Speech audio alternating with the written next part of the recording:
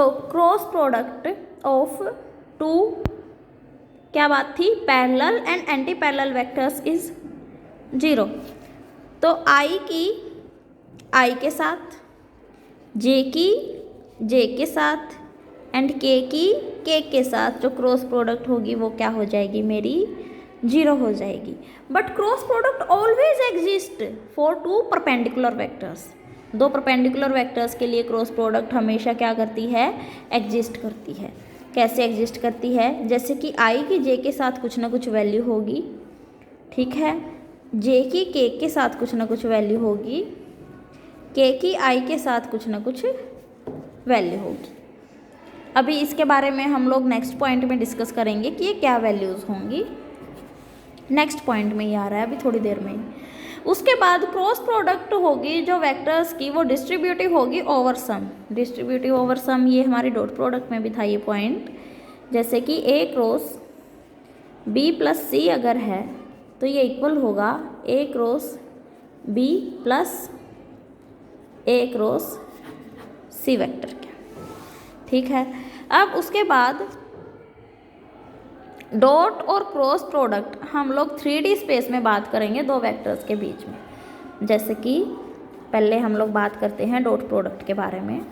एक वेक्टर है ए वेक्टर, इसको मैंने रिप्रेजेंट किया 3 एक्सिस के along, A x i cap, A y j cap, A z k cap. B vector को रिप्रेजेंट किया B x i cap, B y j cap and B z k cap. तो A vector dot B vector मेरा equal किसके होगा, इन तीनों के आपस में डॉट प्रोडक्ट सारी की सारी। तो डॉट प्रोडक्ट के इसके लिए डिस्कस करने से पहले मैं एक बार डिस्कस करूँगी। यहाँ पे मैं डॉट लगा देती हूँ दोनों के बीच में, because we are just understanding this all. तो आई की आई के साथ हो जाएगी, देखो इसकी इसके साथ होगी, इसके साथ होगी, इसके साथ होगी, तीनों के साथ बारी बारी से होगी। तो टोटल कितने कंपोनेंट्स बनेंगे मेरे पास, 9 कंपोनेंट्स कैसे बनेंगे, आई की आई के साथ होगी, आई की जे के साथ होगी, सॉरी जे की जे के साथ होगी और के की के साथ होगी। इन तीनों की तो वैल्यू होगी 1। अब उसके बाद आई की जे के साथ होगी, आई की आई के साथ हो सकती है जे के साथ, और आई की के साथ, आई की के साथ। अब उसके बाद जे की आई के साथ, आई की जे के साथ हो चुकी है, जे की जे के साथ हो चुकी है, तो जे की के साथ, जे की आई के साथ भी लिख देते हैं, जे डॉट आई और जे डॉट के।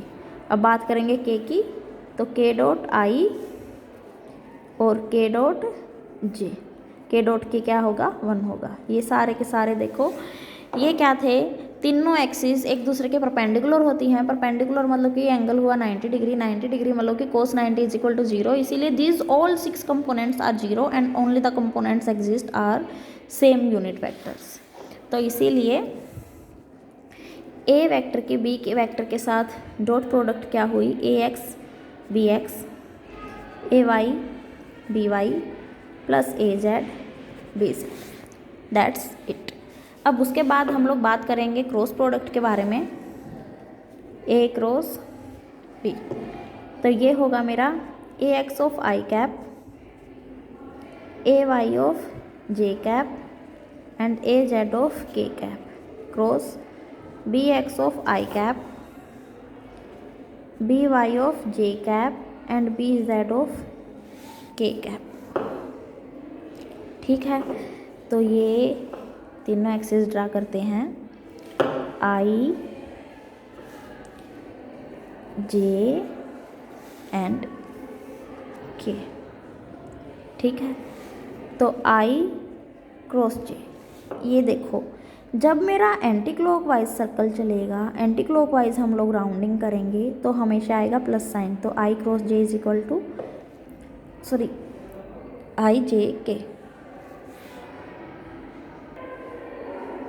ये देखो हम लोग बात कर रहे थे क्रॉस प्रोडक्ट की, तो क्रॉस प्रोडक्ट के लिए हमने ये तीनों एक्सिस को यहाँ ड्रा किया, आई जे एंड के, ठीक है।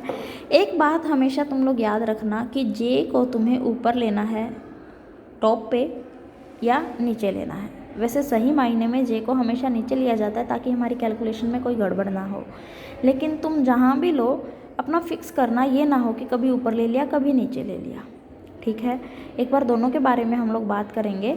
जब जे मेरा ऊपर है, ठीक है, जे को मैंने वाई एक्सिस के अलोंग ऐसे रिप्रेजेंट किया टॉप पे, तो आई क्रॉस जे इक्वल होगा के की।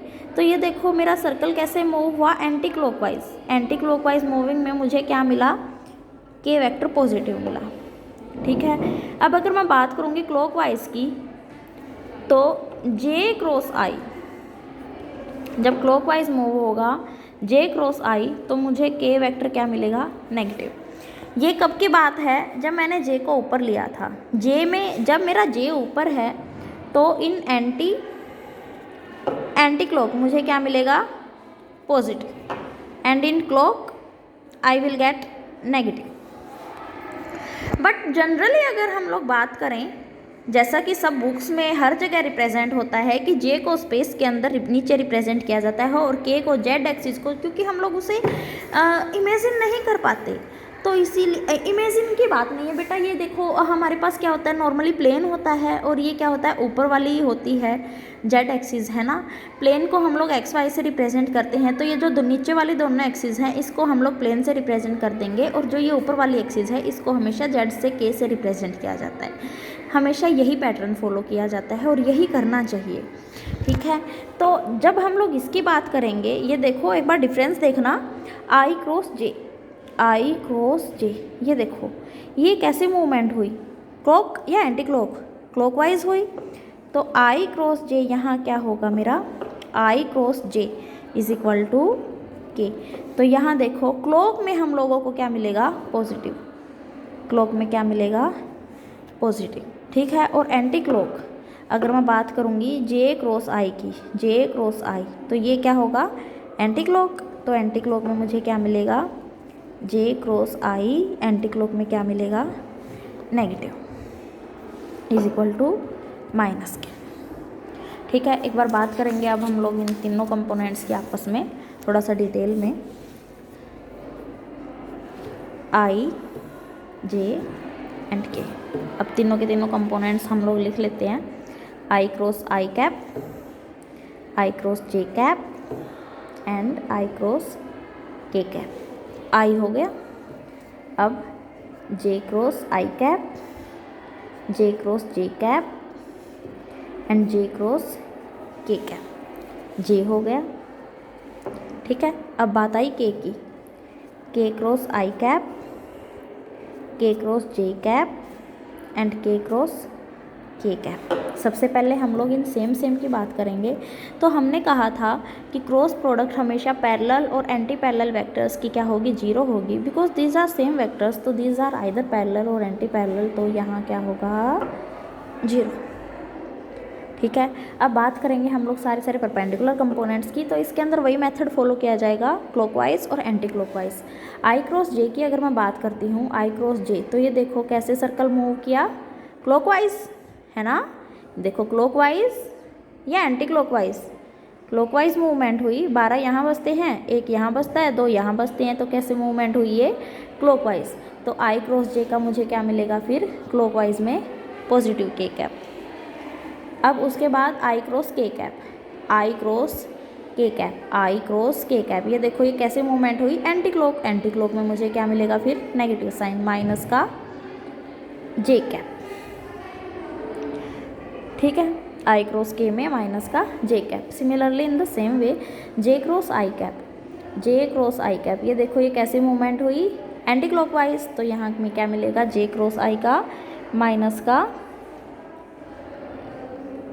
के कैप, जे क्रॉस आई का क्या मिला, माइनस का के कैप। और अब उसके बाद जे क्रॉस के, जे क्रॉस के, ये देखो ये कैसे हुई, क्लॉकवाइज, तो यहाँ पे क्या मिलेगा, प्लस का I cap, J cross K is equal to I cap. Similarly in the same way K cross I is equal to J cap and K cross J is equal to minus का I cap.